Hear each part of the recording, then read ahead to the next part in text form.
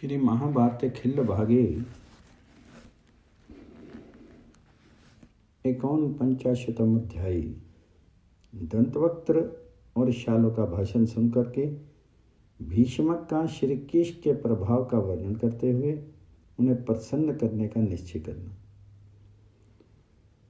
वैशंपायन जी कहते हैं, जन्मे जी, महामना सुनीत के ऐसा कहने पर करुष देश के वीर राजा दंतवक्त्र ने भाषण देना आरंभ किया। दंतवक्त्र बोला, राजाओं, यहाँ मगध राज ने और राजा सुनीत ने जो कुछ कहा है उसे मैं युक्ति संगत मानता हूँ, क्योंकि इनका प्रवचन हम लोगों के लिए हितकर है। मैं ना तो विद्वेष के कारण, ना अहंकारवादी होने के कारण और ना अपनी विजय की अभिलाषा रखने के कारण ही आप दोनों के अमृतमय वचनों को सदोष बता रहा हूँ। इस राजसभा में कौन ऐसा पुरुष है जो इस प्रकार समुद्र के समान अत्यंत अगाध एवं नीति शास्त्र के अनुकूल सर्वगुण संपन्न बात कह सके। परंतु आप लोगों को एक कर्तव्य याद दिलाने के लिए मैं जो कुछ कहता हूँ, मेरी ये बात सुन लीजिए। ऋषिरो, यदि वसुदेव नंदन भगवान श्री कृष्ण यहाँ पधारे हैं तो इसमें आश्चर्य की क्या बात है। जैसे हम लोग यहाँ आए हैं उसी तरह श्री कृष्ण भी चले आए हैं। इसमें क्या दोष है और क्या गुण है। हम सब लोगों के आगमन का एक उद्देश्य है, राजकन्या की प्राप्ति। हम लोगों ने एक साथ मिलकर के आपस में एकता स्थापित करके जो गोमंत पर्वत पर घेरा डाल रखा था, उस दिशा में यदि वहाँ युद्ध हुआ तो उसे आप लोग दोष कैसे बता रहे हैं। राजन, वीर बलराम और श्री कृष्ण कंस को मोह में डालने के लिए वनवास कर रहे थे। वृंदावन के किनारे रहते थे, परंतु देवऋषि नारद के कहने से उन दोनों भाई बलराम और श्री कृष्ण को कंस ने उनका वध करने के लिए बुलवाया और कोल्यापेड़ हाथी के द्वारा आक्रमण करा करके उन दोनों वीरों को क्रोध को उद्दीप्त किया। उस दिशा में वे दोनों उस हाथी को मार करके समुद्र के समान विशाल रंगशाला में प्रविष्ट हुए। फिर उन्होंने अपने बाहुबल का आश्रय लेकर के मुर्दे के समान बैठे हुए मथुरा नरेश को यदि उसके साथियों सहित मार डाला तो इसमें उनके द्वारा क्या दोष बन गया। राजन, इसी तरह कंस का वध करके यदि श्री कृष्ण और बलराम ने हम वयोवृद्ध नरेशों के साथ विरोध किया और उस दिशा में यदि हम सब लोगों ने वहां पहुंच करके मथुरापुरी पर घेरा डाल दिया तो उसमें क्या दोष था। हमारी सेना का महान बल देख करके बलराम और श्री कृष्ण डर गए और अपने नगर तथा सेना को छोड़ करके दोनों भाई गोमंत पर्वत पर चले गए। तत्पश्चात हम सम्रांगन में युद्ध करने वाले योद्धाओं ने उन्हें मार डालने के लिए वहां भी धावा किया।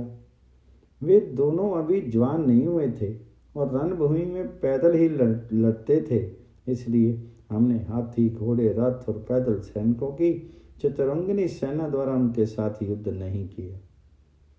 अभी तो क्षत्रिय धर्म के अनुसार गोमंत पर्वत पर घेरा डाल करके उसमें आग लगा दी थी। हम सभी क्षत्रिय पुंगव ये समझते थे कि ये दोनों उद्दंड तपस्वी बालक दावानल के मुख में पड़ करके सीख जाएंगे, अपने किए का फल पा जाएंगे। ऐसी दिशा में उन दोनों भाइयों ने यदि प्रतिशोधात्मक युद्ध किया तो हम जनार्दन को इस तरह दोष क्यों दें। उन्होंने जो कुछ किया ठीक ही किया। श्री कृष्ण वैर रखने पर हम लोग जहाँ जहाँ जाएंगे वहीं वहीं कलह हो सकता है। अतः राजाओं, आज से हम श्री कृष्ण के साथ प्रेम बढ़ाने का प्रयत्न करेंगे। इस कुंडनपुर में श्री कृष्ण युद्ध के लिए नहीं आए हैं। यदि राजकन्या के निमित्त ही उनका आगमन हुआ है तब किसी के साथ ही युद्ध करेंगे। तब किसके साथ ही युद्ध करेंगे। वे कोई प्राकृत मनुष्य नहीं है। इस मृत्युलोक में श्रेष्ठ पुरुष है। देवलोकवासी देवताओं में भी सर्वश्रेष्ठ पुरुषोत्तम है। वे देवताओं के भी कर्ता हैं, विशेषता संपूर्ण लोकों के श्रेष्ठता भी वे ही हैं। उनकी बुद्धि गवारों जैसी नहीं है। उनके मन में ना ईर्ष्या है ना मात्सर्य है।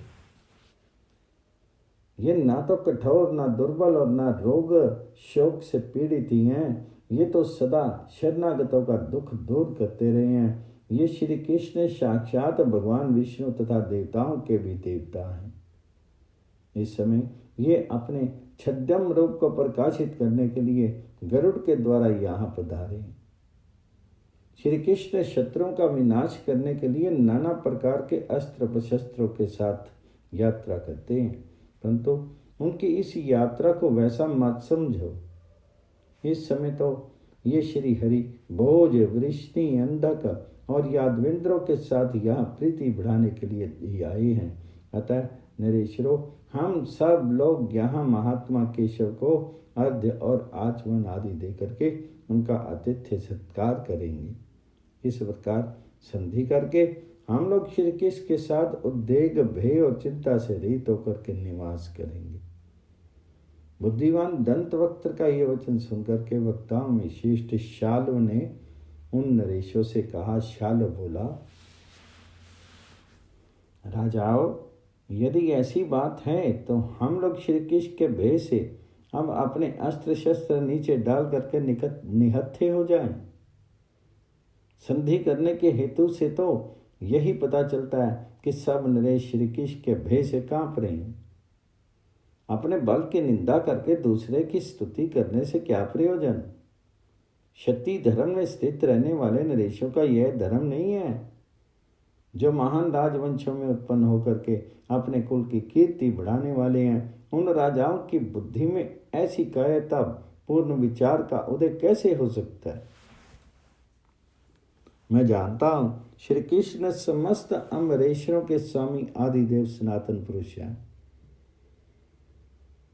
नारायण इनके महान आश्रय स्वरूप हैं।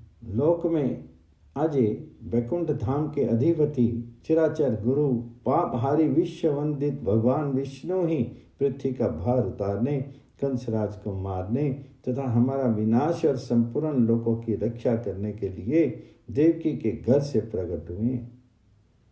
अपने अंश सहित भगवान विष्णु के इस पूर्ण अवतार में जो जो कार्य होने वाला है वह सब मैं अच्छी तरह जानता हूँ। अतः भूमि पालो, हम लोग इन भगवान विष्णु के साथ अनुपम संग्राम करके इनकी चक्र अग्नि को दग्ध होकर के यमलोक में जा पहुँचेंगे। राजेंद्रगण, मैं इस तत्व को जानता हूँ कि काल से ही आयु क्षीण होती है। जब तक काल ना आए तो कोई नहीं मरता, और काल ना आने पर कोई जीवित नहीं रहता है। मन में ऐसा दृढ़ निश्चय रख करके कभी किसी से भय नहीं रखना चाहिए। वे ही योगविता भगवान विष्णु दैत्य राजों की तपस्या क्षीण हुई देख यथा समय उनका संहार करते हैं। उन्हीं देव द्वेषर ने महाबली विरोचन कुमार बलि को, जो किसी के हाथ से मारे जाने वाला नहीं है, बांध करके उन्हें पाताल लोक का निवासी बना दिए।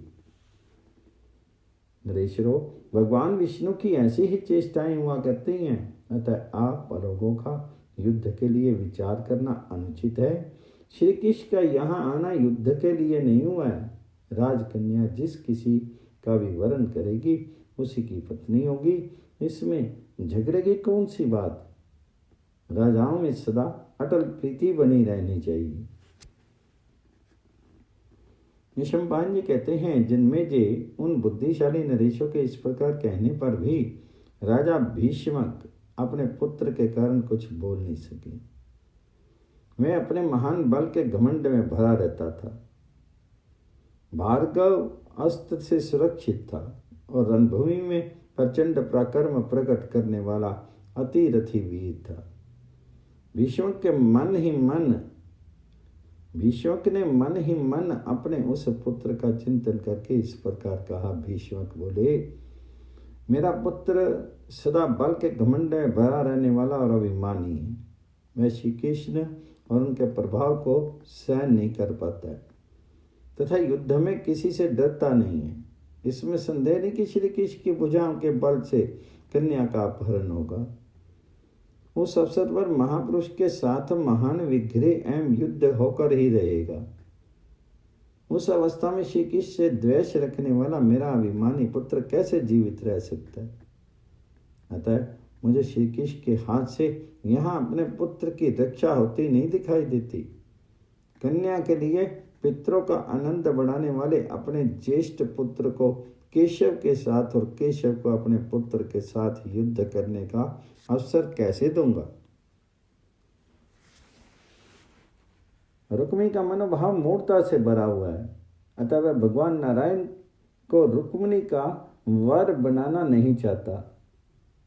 वह बल के मद से उन्मत्त रहता है और युद्ध से कभी मुंह नहीं मोड़ता है। अतः जैसे आग लगने से रुई का ढेर जल जाता है, उसी प्रकार वह श्री कृष्ण से भिड़ करके निश्चय ही भस्म हो जाएगा।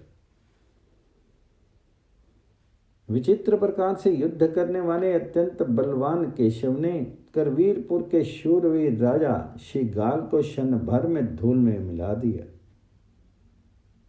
जब बलवानों में श्रेष्ठ श्रीमान केशव वृंदावन में रहते थे, उस समय उन्होंने गोवर्धन पर्वत को उठा करके 7 दिनों तक उसे एक ही हाथ से धारण कर रखा था। उनके उस दुष्कर कर्म को याद करके मेरा हृदय अत्यंत शिथिल हो जाता है।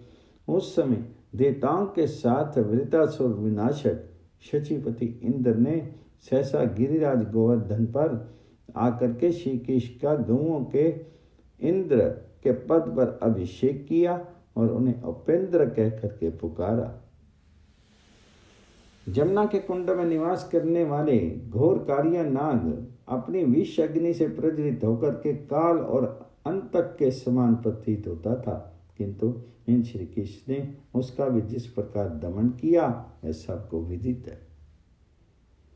महापरकर्मी केशी नामक दानव घोड़े का शीर धारण करके रहता था। उसको जीतना देवताओं के लिए भी अत्यंत कठिन था, परंतु इन भगवान वासुदेव ने उसको भी मार डाला। इन्होंने समुद्र में चिरकाल से नष्ट हुए सांदमनी के पुत्र को पंजन दैत्य का वध करके यमलोक से ला दिया था। गोमंत पर्वत पर जो महान युद्ध हुआ था, उसमें बहुत से राजाओं द्वारा ये दोनों भाई गिर गए थे, परंतु वसुदेव के उन दोनों महापरकर्मी पुत्रों ने हाथी, घोड़े तथा रथों का संहार रूप अत्यंत भयदायक पराक्रम कर दिखाया। हाथी से हाथियों के समूहों को, रथ से रथ रूढ़ योद्धाओं को, घुड़सवार से ही घुड़सवारों को और पैदल योद्धा से ही पैदलों को मार करके यमलोक पहुंचा दिया। देवताओं, असुरों, गंधर्वों, यक्षों, सर्पों, राक्षसों, नागों, दैत्य राजों, पिशाचों और गुहकों ने भी कभी हाथी, घोड़े और रथों का ऐसा घोर संहार नहीं मचाया था। उस संग्राम को बारंबार याद करके मेरा मन शिथिल होता जा रहा है। मैंने पहले कभी भूतल पर सुरश्रेष्ठ भगवान वासुदेव को छोड़ करके दूसरे किसी वैसे मनुष्य का होना ना तो देखा है और ना सुना ही है। माँ बहू राजा दंतवक्त ठीक कहते हैं। हम पहले महापरकर्मी श्री कृष्ण को सांत्वना द्वारा शांत करके फिर जैसा उचित होगा वैसा करें। विषमपायन जी कहते हैं, जन्मेजय, इस प्रकार मन ही मन अपने बला बल का निश्चय करके राजा भीष्मक ने भगवान श्री कृष्ण को प्रसन्न करने के लिए उनके पास जाने का विचार किया।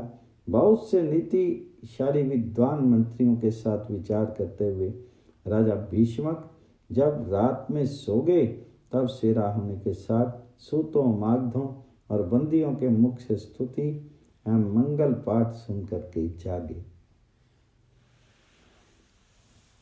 जब रात बीतने पर प्रभात काल आया, तब सब नरेश पूर्वान काल के नित्य कर्म पूर्ण करके अपने अपने विश्राम भवनों में बैठे।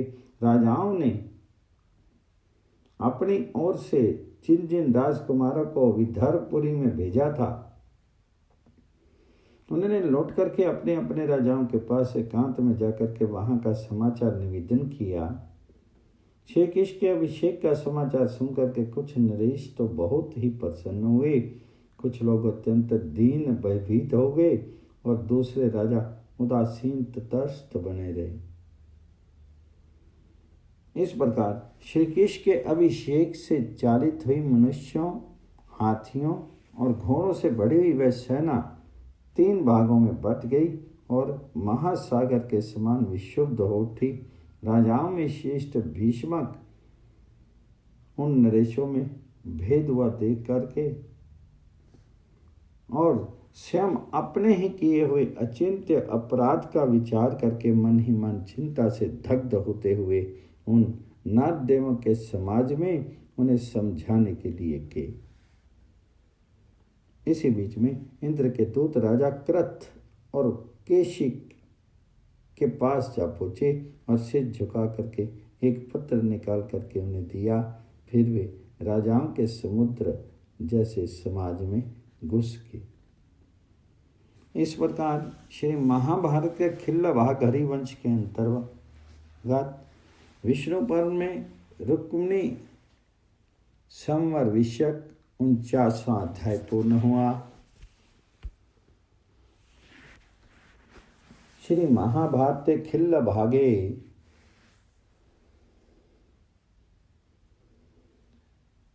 50वां अध्याय कृथ और केशिक द्वारा भगवान श्री कृष्ण को अपने राज्य का समर्पण। देवराज इंद्र के आदेश से सब नरेशों द्वारा भगवान का राजेंद्र के पद पर अभिषेक और भगवान का सबको आश्वासन देना। जन्मेजय ने पूछा, मुने, जो देवताओं के लिए भी दुर्जय था, उस महापराक्रमी कंस का वध करके भगवान श्री कृष्ण स्वयं ना तो राज्य पर अभिषिक्त हुए और ना राजा के आसन पर ही बैठे, इसका क्या कारण है? भगवान श्री कृष्ण कुंडनपुर में कन्या के लिए आए थे, परंतु वहां भी वे निमंत्रित अतिथि नहीं बनाए गए थे। अपने आप बिना बुलाए आए थे और अपने प्रभाव के कारण पूजित हुए थे। ऐसा अनुपम अपमान को पाकर के भी श्री कृष्ण ने किस लिए क्षमा कर दी? विंता के पुत्र गरुड़ भी तो महान बल और पराक्रम से संपन्न है, उन्होंने भी किसी कारण के अपेक्षा से क्षमा भाव धारण कर लिया। भगवान, ये मुझे बताइए, इसको सुनने के लिए मेरे मन में बड़ा कुतूहल हो रहा है। तो वैशंपायन जी कहते हैं, जन्मेजय, कृथ और केशिक भगवान जी के भक्त थे। उन पर कृपा करने के लिए ही भगवान महास्वयं पधारे थे। जब भगवान श्री कृष्ण के साथ विनीता नंदन गरुड़ भी विद्यारपुरी में गए, उस समय केशिक ने उन वासुदेव के लिए मन ही मन इस प्रकार चिंतन किया, यदि हम दोनों भाई श्री कृष्ण का अभिषेक करें तो भगवान श्री कृष्ण के आचार्य में अभिषेक को देख करके हमारे पापों का नाश हो जाएगा तथा सबके मन में विशुद्ध भाव का उदय होगा। अतः मैं राजाओं से कहूँगा, वासुदेव पुत्र भगवान श्री कृष्ण का दर्शन कर लेने पर निश्चय ही सबके पापों का क्षय हो जाता है। हम दोनों ने श्री कृष्ण के तत्व का साक्षात्कार किया है। तीनों लोकों में उन कमल नयन देवादिदेव जनार्दन श्री कृष्ण से बढ़ करके सुपात्र दूसरा कौन है? नरेश्वर, हम दोनों उनके आतिथ्य सत्कार के समय उन्हें कौन सी ऐसी वस्तु भेंट करें जिससे उत्तम पात्र को पा करके उनका समुचित आदर ना करने के कारण हमारे धर्म का लोप नहीं होने पाए। इस प्रकार दोनों भाई कृथ और केशिक आपस में विचार करके अपना राज्य समर्पित करने की इच्छा से भगवान केशव के निकट गए।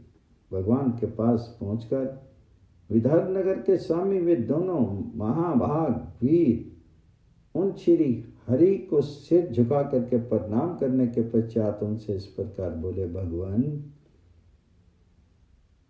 आज आप हमारे घर पधारे, इसमें हम दोनों का जीवन सफल हो गया, हमारा यश भी सफल हो गया और हमारे संपूर्ण पितर भी तृप्त होगी। ये चामर, व्यंजन, छत्र, ध्वज, सिंहासन, सेना तथा समृद्धिशाली कोष से परिपूर्ण यह पुरी हम दोनों भाइयों के साथ आपकी सेवा में समर्पित।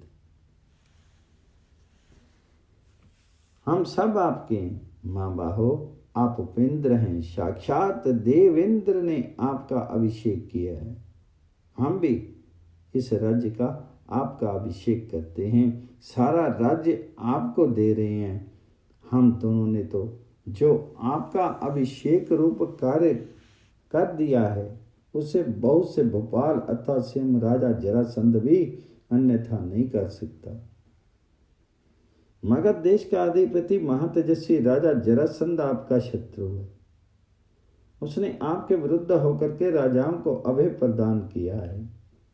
मैं प्रतिदिन आपके संबंध में इस तरह की बातें किया करता है। कोई भी सिंहासन श्री कृष्ण के बैठने योग्य नहीं है, क्योंकि इस पर मूर्धा अभिषिक्त नरेश ही बैठ सकते हैं। इनका कोई नगर या राजधानी भी नहीं है। अतः देवकी नंदन श्री कृष्ण राजाओं के इस समाज में सिंहासन पर कैसे बैठेंगे। श्री कृष्ण भी महापरकर्मी, अभिमानी और महातेजस्वी हैं। वे कन्या के लिए इस स्वयंवर में कदापि नहीं पधारेंगे। जब राजा लोग अपने सिंहासनों पर बैठे होंगे उस समय वहां महातेजस्वी श्री कृष्ण नीच आसनों पर कैसे बैठेंगे।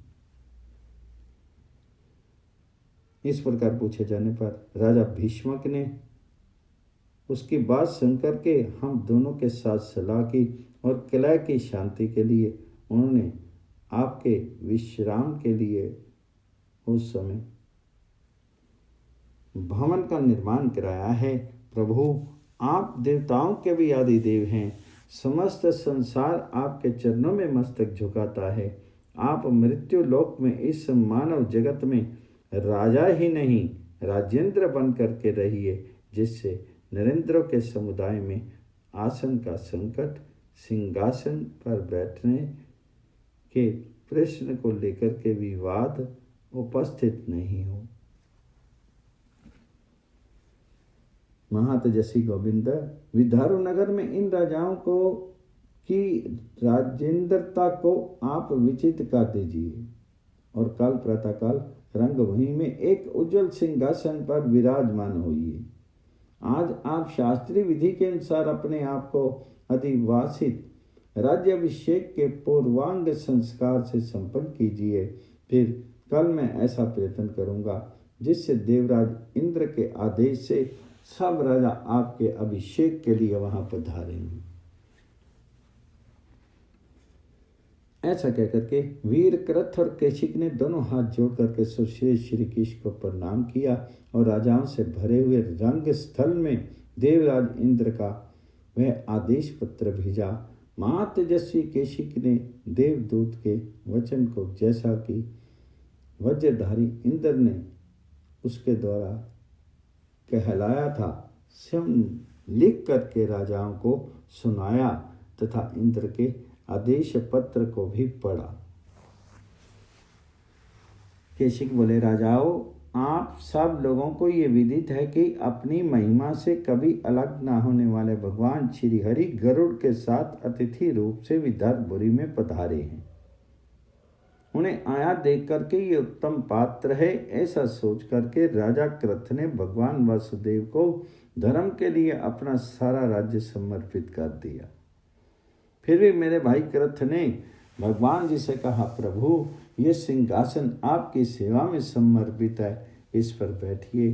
उनके इतना कहते ही किसी आकाशचारी दिव्य प्राणों ने, जिसका शेर दिखाई नहीं देता था, ये बात कही। देवदूत बोला, नरेश्वर, जिस पर दूसरे लोग बैठ चुके हैं ऐसे सिंहासन तुम्हें श्री कृष्ण के लिए देना उचित नहीं है। इनके लिए तो ये संपूर्ण रत्नों से विभूषित दिव्य सिंहासन प्रस्तुत है, जो जाम्बुनंद नामक स्वर्ण का बना हुआ है और परम उज्जवल है। साक्षात विश्वकर्मा ने इसका निर्माण किया है। ये सिंह के चिन्ह से चिन्हित है। देवराज इंद्र ने ये आसन भगवान जी के लिए भेजा है। समस्त चराचर प्राणी जिनके चरणों में मस्तक झुकाते हैं वे देवेश्वर भगवान श्री कृष्ण जब इस पर बैठ जाएं तब तुम लोग बहुत से राजाओं के साथ रह करके इनका राजेंद्र के पद पर अभिषेक करो। इस कुंडन कुंड में राजकन्या की प्राप्ति के लिए जो जो नरेश पधारे हैं उनमें से जो कोई भी इनके अभिषेक में नहीं आएगा वह इनका वध्य होगा। ये 8 अक्षय कलश हैं जो निधियों के अंश से उत्पन्न हुए हैं। ये राज अधिराज महात्मा धनेश कुबेर के कलश दिव्य कलश हैं जो स्वर्ण और रत्नों से संपन्न हैं। इनके आभूषण और आसन भी दिव्य हैं। ये कलश श्री कृष्ण का राजेंद्र पद पर अभिषेक करने के लिए राजाओं के साथ आ रहे हैं। नरेशरों, ये मैंने आप लोगों से इंद्र का संदेश सुनाया है, अतः आप लोग इस लिखित आज्ञा पत्र के द्वारा सब राजाओं को बुला करके भगवान कृष्ण का अभिषेक करें। केशिक ने कहा, ऐसी प्रेरणा देकर के तथा श्री कृष्ण के लिए प्रातःकालीन सूर्य के समान कांतिमान सिंहासन समर्पित करके मैं आकाश में स्थित हुआ देवदूत स्वर्गलोक को चला गया। इसलिए मैं आप लोगों को श्री कृष्ण का अभिषेक करने के लिए प्रेरित कर रहा हूँ।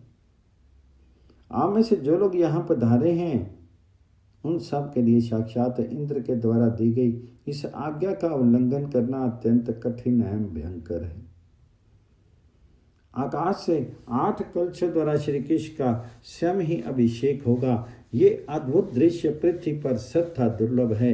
आप लोगों को भी यह दर्शनीय उत्सव अवश्य देखना चाहिए। इस आश्चर्यजनक दृश्य को देख करके हम सब लोगों का पाप निश्चय ही दूर हो जाएगा। श्रेष्ठ नरपतियों, आप लोग देवादिदेव विष्णु स्वरूप श्री कृष्ण को नहलाने के लिए आइए, उनसे भय मत कीजिए। हमने आप लोगों के लिए जनार्दन से संधि कर दी है। भगवान श्री हरि समस्त नरेशों को अवेदान कर रहे हैं। हमने श्री कृष्ण के स्वरूप को अच्छी तरह देखा और समझ दिया है। आप लोगों के प्रति इसका भाव सथा शुद्ध है। विशेषतः मगधराज जरासंध के लिए उनके हृदय में तनिक भी वैर नहीं दिखाई देता है। इसलिए यहाँ जो कार्य कारण उपस्थित है उस पर आप लोग अच्छी तरह विचार कर लें। और शम्पायन जी कहते हैं, जन्मेजय, ऐसी बात सुनकर के वे राजा शाप के भय से पीड़ित होकर के नाना प्रकार की चिंताएं करने लगे। इतने में ही उन राजेंद्रों ने महात्मा केशव के निमित्त पुनः आकाशवाणी सुनी। देवराज के शासन से किसी अद्भुत व्यक्ति ने मेघ के समान गंभीर वाणी से आकाश को पूर्ण करते हुए इस प्रकार कहा। चित्रांगद बोला, त्रिलोकीनाथ इंद्र प्रजा पालन के लिए तुम सब राजाओं का हित चाहते हुए तुम्हें इस प्रकार आज्ञा दे रहे हैं।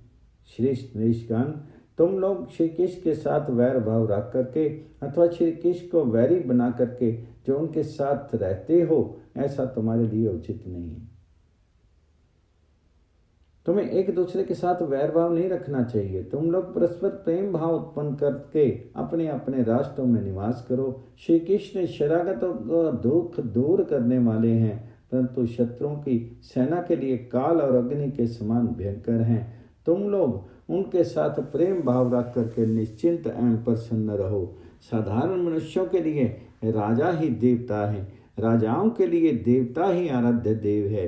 देवताओं के देवता इंद्र हैं और इंद्र के भी देवता भगवान श्री कृष्ण हैं। यह भगवान विष्णुदेव देवताओं के भी देवता हैं। ये केशव ही मनुष्य लोक में मानव रूप में अवतीर्ण हुए हैं। समस्त लोकों में देवता, दानव और मनुष्य इन्हें कभी जीत नहीं सकते। कार्तिक के साथ साक्षात भगवान त्रिशूलधारी शंकर के लिए भी ये अजय हैं। उन्हीं देवादिदेव महात्मा केशव के लिए देवताओं सहित मेरी यही इच्छा है कि इनका राजेंद्र पद पर अभिषेक हो। इससे बढ़कर के मुझे और कौन सी इच्छा हो सकती है। परंतु राजेंद्र पद पर किसी का अभिषेक करने के लिए देवताओं का अधिकार नहीं, इसलिए मैं सर्वलोक वंदित श्री कृष्ण का स्वयं ही अभिषेक नहीं कर रहा हूं। श्रेष्ठ नरेशगण, राजेंद्र पद पर किसी को प्रतिष्ठित करने का अधिकार केवल राजाओं को ही प्राप्त है। अतः तुम लोग कृत और केशिक के साथ विदर्भपुरी में जाकर के भली भांति सोच विचार करके शास्त्रीय विधि के अनुसार श्री कृष्ण का अभिषेक करो। नरेश्वरो, यह तुम लोगों के लिए परस्पर प्रेम पूर्वक संधि कर लेने का समय, इसलिए तुम्हें समझाने के लिए मैं देवताओं की ओर से दूत बनाकर भेजा गया हूँ। शेष राजाओं, भगवान श्री कृष्ण विदर्भ नगर में विराजमान हैं और उन्हें उनका अधिवास अभिषेक का पूर्वांत संस्कार सुना दिया गया है, अर्थात वह पूर्वांत संस्कार से संपन्न हो गए हैं। राजा कृत और केशिक उनका राजेंद्र पद पर अभिषेक करने के लिए सारी तैयारी कर चुके हैं। तुम सब लोग उन दोनों के साथ महान उत्सव करके राज्याभिषेक के द्वारा भगवान जी का सत्कार और उनकी परिक्रमा करके पश्चात पुनः प्रसन्नता पूर्वक संबर में लौट आओ। ये रंगभूमि सुनी ना हो जाए, इसके लिए यहाँ 4 श्रेष्ठ राजा बैठे रहें। जरासंध, सुनीत, महारथी रुक्मी और सौभ विमान के अधिपति राजा शाल्व।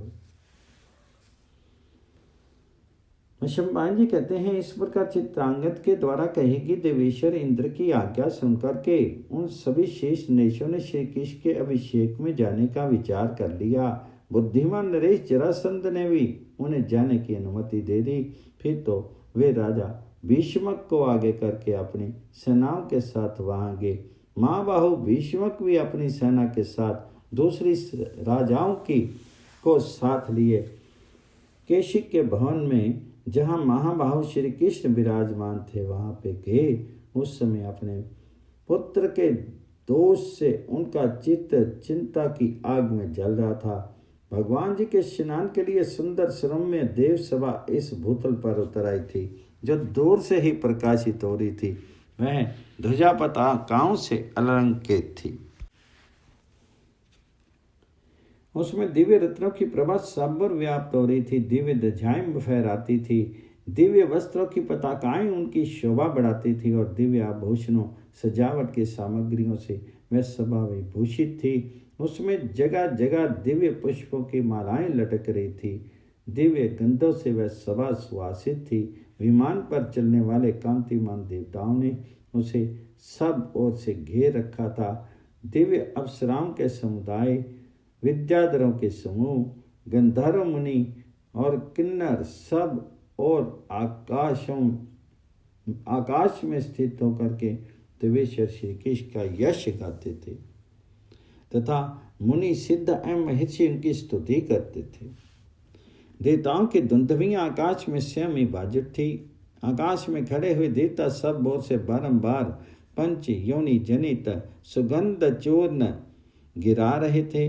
देवताओं के साथ शची वल्लभ देवेंद्र स्वयं आकर के एक श्रेष्ठ विमान पर आरूढ़ होकर के आकाश में स्थित थे और सब लोगों ने प्रत्यक्ष देख रहे थे। जो 8 लोकपाल थे वे अपनी दिशाओं में स्थित होकर के सब और भगवान जी के यश का गान, नृत्य एवं स्तुति करते थे। उनके नृत्य गान आदि के सम्मिलित शब्द को सुनकर के सभी नरेशों के नेत्र आश्चर्य से खिल उठे और उन्होंने उस मंगल में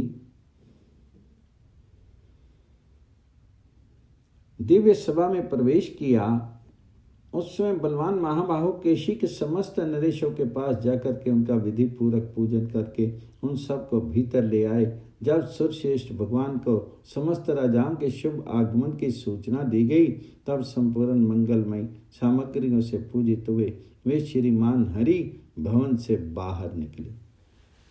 तंत्र आकाश में स्थित हुए वह दिव्य कलश, जिनके कंठ में वस्त्र लपेटे गए थे तथा जो आम्र पल्लवों से सुशोभित थे, भगवान जी के ऊपर बादलों के समान जल की वर्षा करने लगे। उन दिव्य कलशों ने भगवान जी का राजेंद्र पद पर अभिषेक करते समय दिव्य स्वर्ण एवं रत्नों के समुदाय से युक्त, दिव्य पुष्पों से सुवासित और सुगंध चूर्ण से मिश्रित जल के द्वारा शास्त्रोक्त विधि के अनुसार श्री कृष्ण के अभिषेक का कार्य संपन्न करके उन्हें सुंदर दिव्य वस्त्र आभूषणों द्वारा अलंकित एवं नरेशों के लिए दर्शनीय कर दिया। तत्पश्चात दिव्य वस्त्र, विचित्र दिव्य माला और दिव्य अनुलेपन से वहां आए हुए राजाओं का विधि पूर्वक सत्कार करके उनकी अनुमति लेकर के भगवान श्री कृष्ण अपने स्नान के लिए इस भूतल पर उतरी ही सुंदर एवं रमणीय देव सभा के भीतर एक उज्जवल दिव्य सिंहासन पर विराजमान हुए।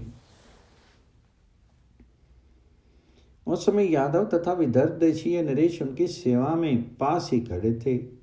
इच्छानुसार रूप धारण करने वाले बलवान एवं महापरकर्मी गरुड़ मनुष्य का रूप धारण करके भगवान जी के दाहिने बगल में जाकर के एक आसन पर बैठे। वीरकृत और केशी ये दोनों महात्मा नरेश भगवान जी की आज्ञा पा करके उनके वाम पार्श्व में एक आसन पर बैठे। उसी प्रकार वाम भाग में ही वृष्णि और अंधक वंश के महारथी सात्यकी आदि महाबली वीर भी विराजमान हुए। सूर्य के समान तेजस्वी तथा दिव्य बिछौनों से सज्जित दिव्य सिंहासन पर सुखपूर्वक बैठे हुए श्रीमान भगवान श्री कृष्ण देवताओं के साथ विराजमान शचीपति इंद्र के समान शोभा पा रहे थे। तंत्र मंत्रियों से राजा आज्ञा पाकर के सभी नरेश उस भवन में प्रविष्ट हुए। उन समस्त नरेशों ने यथा योग्य भगवान जी का पूजन किया। फिर वे अपने आसनों पर सुखपूर्वक बैठ के इसके बाद वक्ताओं में श्रेष्ठ महाज्ञानी केशी, जो समस्त शास्त्रों के मर्मज्ञ थे, यथोचित रूप से भगवान जी का पूजन करके इस प्रकार बोले। कौशिक ने कहा, प्रभु देव, अब तक सब राजा ज्ञानवश आपके विषय में यही जानते थे कि ये ही मनुष्य ही हैं, इसलिए ये लोग आपके प्रति अपराध कर बैठे हैं। आप इन अपराधियों को क्षमा कर दें। तो श्री कृष्ण बोले, कौशिक, मेरे मन में एक दिन भी वैर नहीं टिकता है, विशेषतः क्षत्रिय धर्म में स्थिर रहने वाले नरेशों पर, जो युद्ध को धर्म समझ करके उसमें प्रवृत्त होते हैं और अधर्म से मुंह मोड़े रहते हैं। किस लिए क्रोध किया जाए? भूमि पालो, जो बीत गया वह क्या, जो लोग मर गए वे स्वर्ग में चले गए। इस मनुष्य लोक का ये स्वाभाविक धर्म नियम है कि यहाँ प्राणी जन्म लेते हैं और मरते रहते हैं। अतः नरेश्वरों, जो लोग मर गए या मारे गए उनके लिए आप लोगों को शोक नहीं करना चाहिए। हमें तो क्षमा ही अच्छी लगती है। अतः वे सब राजा आज से वैर भाव का त्याग करके निर्वैर हो जाए। वैशंपायन जी कहते हैं, जन्मेजय उन नरेशों से ऐसा कहकर के उन्हें आश्वासन दे करके महातेजस्वी भगवान मधुसूदन केशी के मुंह की ओर देख करके चुप हो गए। इसी समय वक्ताओं में श्रेष्ठ नीति कुशल राजा भीष्म भगवान का यथोचित पूजन करके बोले। इस प्रकार श्री महाभारत के खिल्ल भाग हरिवंश के अंतर्गत विष्णु पर्व में रुक्मिणी का संबर विषयक 50वां अध्याय पूर्ण हुआ।